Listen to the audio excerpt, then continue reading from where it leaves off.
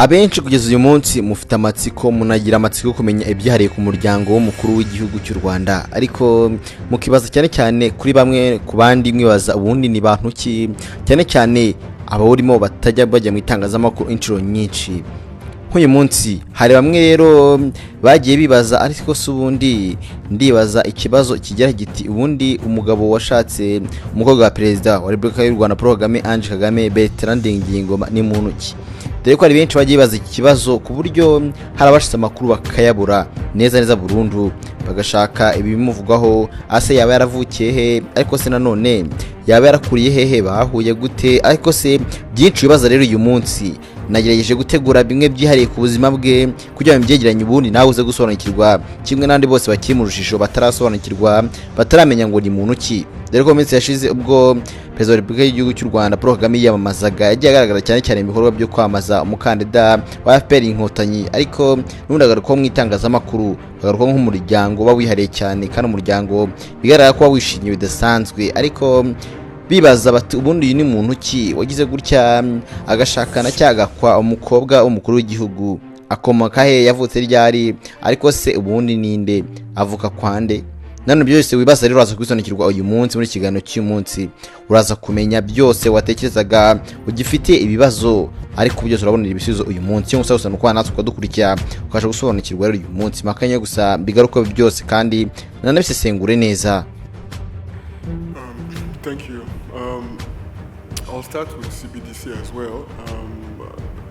This is again an initiative that the Central Bank of Rwanda is undertaking right now at a stage of feasibility.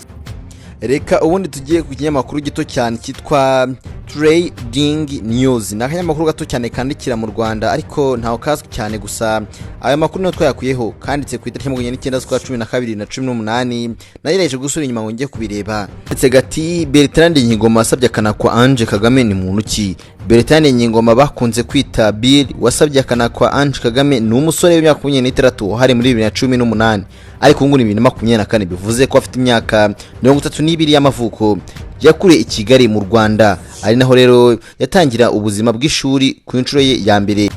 Aho niho yatangira ubuzima bwe bwose i Kigali rwose naho yavukiye. Aho kanyamakuru gato kandika rero kagejeje gukusanya ubuzima bw'uyu musore cyangwa se uyu mugabo ubu ngubu ufite abana babiri, ngo ni muntu ki. Reka natwe tugarukeho rero twifasha akanyamakuru. Natwe rero tujye kwifasha ikinyamakuru nka bamwe ibibazo mwibasaga tubisubize twifasha ikinyamakuru ko tugira ibyo twongeramo, tumenye uyu musore wa mungani wasabye akanakwa umwana mukuru w'igihugu ni muntu ki, tumenye ibyihariye ku buzima bwe byose bamwe namwe mwibazaga mutari musobanukiwe murabisubizwa muri ikiganiro.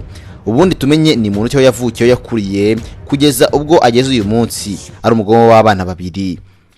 Ubundi ni umusore umuherereza mu muryango w'abana batanu bavuga ku mugabo wikorera ku giti cye uzwi nka Ndengeyingoma.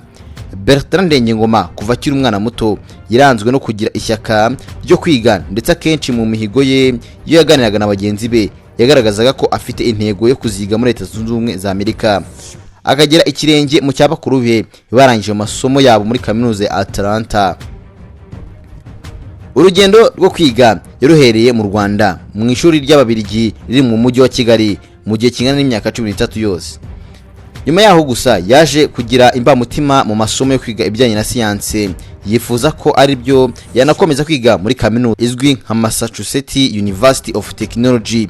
Yizemo civil engineering mu cyiciro cya kabiri cya kaminuza, ariko mu cyiciro cya gatatu cya kaminuza yiga architecture muri kaminuza n'ubundi ya Massachusetts.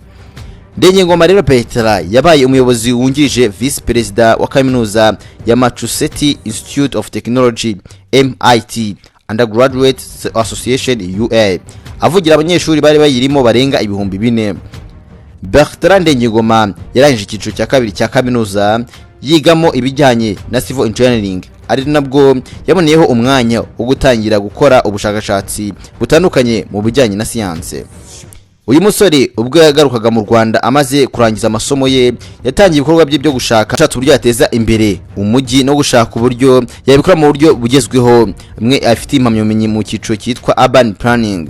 Ndengeyingoma kandi akomeje ibikorwa bye byo guteza imbere imyubakire mu mugane wa Afrika no guhanga udushya uburyo bushya bwo kwifashishwa mu kuboneza imijyi. Habayeho rero kwegeranya inyubako bigasa nkaho bigabanya umwanya munini. Yiga anakora mu cyiciro cya PhD mu bijyanye no guteganya imiturire muri lycée ya London mu Bwongereza kuva muri 2017. Rero uyu nguyu niyo bavuga ko yasabye akana ko Ange Kagame nguwo ubwo Bertrand Ndengeyingoma. Abenshi rero iyo babonye umuryango mukuru w'igihugu bibaza ubundi byagenze gute, asubundi abangaba ni bantu ki, ariko nizera ko uyu mugabo umusobanukiwe neza. Bivuze ko rero niba yarafite imyaka 23 mwaka wa 2018 wafite imyaka 32 birumvikana ko yavutse mu 1992 akavukira mu Rwanda agakurira mu Rwanda, ariko nyuma yaje kujya kwiga hanze nkuko yabyivuzaga, kandi ari umwana huko w'umuhanga kandi ubona ko ibyo akora abizi.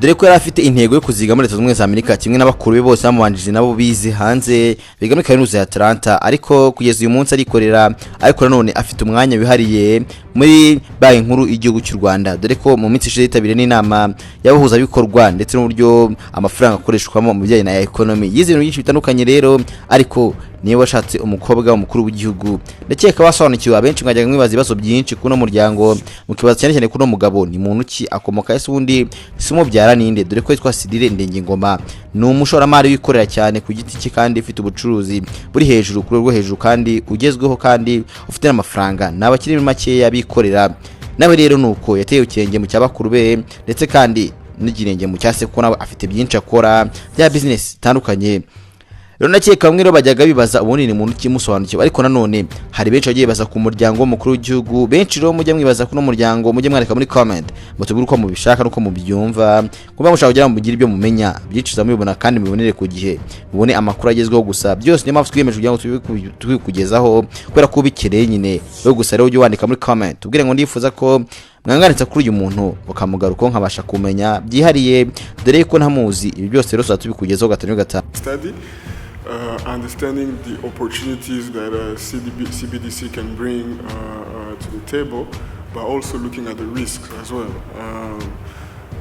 We look at opportunities such as, of course, enabling innovation, financial inclusion, which is still a subject that we're trying to prove in terms of CBDC if it actually will reach everyone in the population. In terms of financial inclusion, the fact that there could be a resilience in transaction, whether there is a network outage and all that. Now the risks of CBDC, we still have to look at. We look at if you're going to deploy a solution for a given problem. At least when we talk about IT solutions, you try to design the best solution for a given problem. And when you do that, you think of the timing also. The timing, is this the right time? Is this the right time for CBDC, for Rwanda, for instance, right? So those are things that we're still studying. Understanding the opportunities that CBDC can bring to the table, but also looking at the risks as well.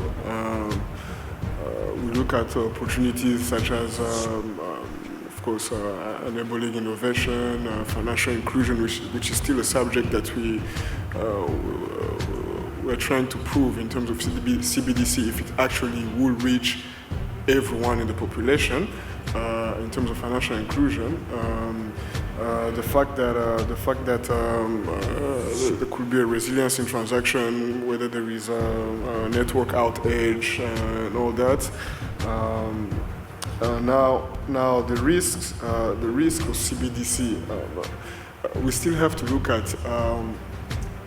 We look at if you're going to deploy a solution for a given problem. At least when we talk about IT solutions, you try to design the best solution for a given problem. And when you do that, you think of the timing also. The timing, is this the right time? is this the right time for CBDC, for Rwanda, for instance, right? So those are things that we're still komeza byiza rero Imana ikurinde ariko ntiwagire ukora subscribe, like, share ndetse na comment bro kugira ngo ubashe kubona ibiganiro bya buri munsi kandi nanone share ifasha abantu kumenya byinshi wamenye nabo batamenye kubera ko iyo ukoze share nabo bibageraho kandi bikabageraho ku gihe.